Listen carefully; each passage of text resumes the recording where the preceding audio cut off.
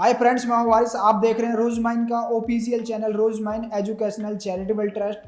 अगर आप पेशेंट की केयर करना पसंद करते हैं और इसे अपना पैशन और प्रोफेशन बनाना चाहते हैं, यानी आप हेल्थ केयर सेक्टर में अपना करियर बनाना चाहते हैं और प्राइवेट और गवर्नमेंट दोनों ही सेक्टर में अच्छी जॉब अपॉर्चुनिटी लेना चाहते हैं, तो आप बीएससी नर्सिंग कर सकते हैं। क्योंकि जिस तरह से हेल्थ के प्रति लोगों की अवेयरनेस दिन प्रतिदिन बढ़ती जा रही है और हमें आए दिन नई नई बीमारियों से रूबरू होना पड़ रहा है, तो ऐसे में हेल्थ प्रोफेशन की इंपॉर्टेंस और डिमांड दोनों को इसने बढ़ा दिया है। तो ऐसे में डॉक्टर्स ही नहीं बल्कि नर्सिंग स्टाफ की भी इतनी ही रिक्वायरमेंट बढ़ने लगी है। इसलिए मेडिकल कोर्स करने वाले कैंडिडेट की संख्या बढ़ने लगी है और ऐसे में काफी स्टूडेंट नर्सिंग को अपना प्रोफेशन बना रहे हैं।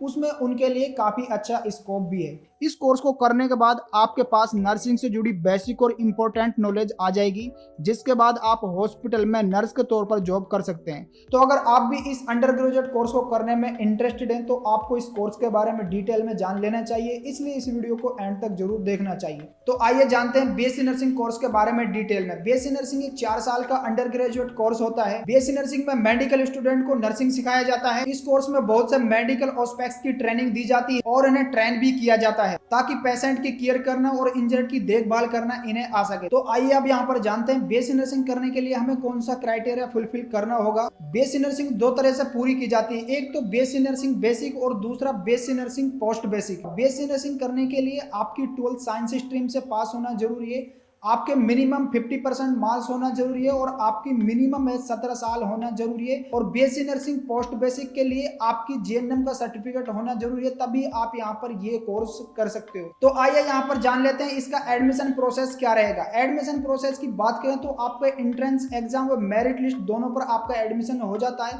लेकिन टॉप मेडिकल कॉलेज आपके एंट्रेंस के बेस पर आपको एडमिशन देती है। वही नर्सिंग के लिए कुछ मोस्ट पॉपुलर एंट्रेंस एग्जाम की बात करें तो वो है जैसे कि AIIMS, BHU, JIPMER, RUHS, PGIMER, CG, BSc आदि, जिन्हें क्वालिफाई करके आप अच्छे कॉलेज में एडमिशन ले सकते हैं। अब काफी स्टूडेंट ऐसे होते हैं कि ना ही उनके पास एंट्रेंस एग्जाम क्लियर हुआ, ना ही उनका मेरिट लिस्ट में उनका नंबर आया, तो ऐसे में स्टूडेंट बहुत ही ज्यादा कंफ्यूजन में हो जाता है कि हम एडमिशन कैसे लें। तो आप डायरेक्ट स्टेट गवर्नमेंट यूनिवर्सिटी में एडमिशन ले सकते हो।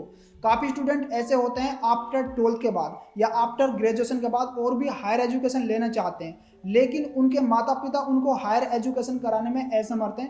तो ऐसा में स्टूडेंट का सपना चकना चूर हो जाता है। जो उन्हें सपने देख रखे थे वो सपने नहीं पूरे हो पाते हैं अगर आप अपनी लाइफ में स्टडी नहीं कर पाओगे जो आपका मन चाह रहा है। तो आपकी स्टडी को पूरा कराने के लिए जो आप ऑफिशियल चैनल रोज माइन एजुकेशनल चैरिटेबल ट्रस्ट देख रहे हो, ये क्या करती है, जो भी कोर्स आप करना चाहते हो आफ्टर 12th के बाद या आफ्टर ग्रेजुएशन के बाद, जो भी कोर्स करना चाहते हो, जैसे कि आप बीएससी नर्सिंग करना चाहते हो, बी फार्मेसी करना चाहते हो, डी फार्मेसी करना चाहते हो, बीएससी एग्रीकल्चर करना चाहते हो, कोई भी कोर्स करना चाहते हो, पर्टिकुलरली कोई भी कोर्स, तो आपकी कॉलेज की फीस जितनी भी ट्यूशन फीस होगी उसको पे करने की जिम्मेवारी रोज माइन लेगी। सिर्फ आपको हॉस्टल में रहना, खाना व एग्जामिनेशन फीस को पे करना होता है। यानी कि आप जैसे कि बीएससी नर्सिंग का कोर्स करना चाहते हो और इसकी फीस 4 से 5 लाख रुपए, जितनी भी आपकी फीस होगी उसको पे करने की रोज माइन जिम्मेवारी लेगी। सिर्फ और सिर्फ आपको हॉस्टल में रहना, खाना व एग्जामिनेशन फीस को पे करना होता है।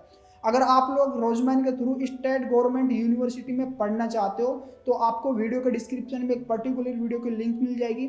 आप उस वीडियो को देखकर पता लगा सकते हो कि रोजमैन हमारा किस तरह से एडमिशन कराती है, या आपको हेल्पलाइन नंबर यहाँ पर शो हो रहे हैं, आप यहाँ पर कॉल कर अपना रजिस्ट्रेशन करा सकते हो, या कोई भी इंफॉर्मेशन आपके मन में कोई भी डाउट आता है तो आप यहाँ पर कॉल कर अपने डाउट को क्लियर कर सकते हो। और आपको यहाँ पर प्राइवेट यूनिवर्सिटी में एडमिशन नहीं होता है, आपको यहाँ पर स्टेट गवर्नमेंट यूनिवर्सिटी में एडमिशन कराती है रोज माइन। अगर आपके भी माता पिता आपको पढ़ाने में असमर्थ हैं तो आप रोज माइन के थ्रू पढ़ सकते हो और अपने सपनों को बुलंद कर सकते हो। तो आइए इसी के साथ जान लेते हैं बीएससी नर्सिंग कोर्स करने के बाद हम कौन कौन सी जॉब प्रोफाइल पर वर्क कर सकते हैं। क्योंकि देश में हेल्थ सेक्टर बहुत तेजी से बढ़ रहा है, हेल्थ सेक्टर के विकास के साथ मेडिकल स्टूडेंट के लिए जॉब अपॉर्चुनिटी बहुत ज्यादा है। बीएससी नर्सिंग के बाद आप गवर्नमेंट सेक्टर और प्राइवेट सेक्टर दोनों में जॉब कर सकते हैं। तो यहाँ पर मैं आपको कुछ जॉब प्रोफाइल बता देता हूँ। तो आप यहाँ पर deputy nursing, teacher of nursing, staff nursing, nursing service administration, director of nursing, military nursing, assistant nursing,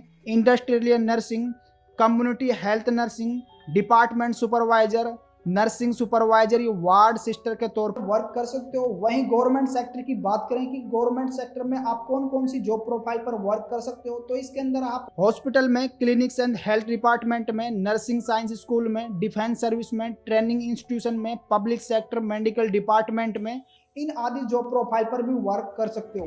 सो आइए इसी के साथ जान लेते हैं बीएससी नर्सिंग कोर्स करने के बाद हमें एवरेज सैलरी कितनी मिल जाती है।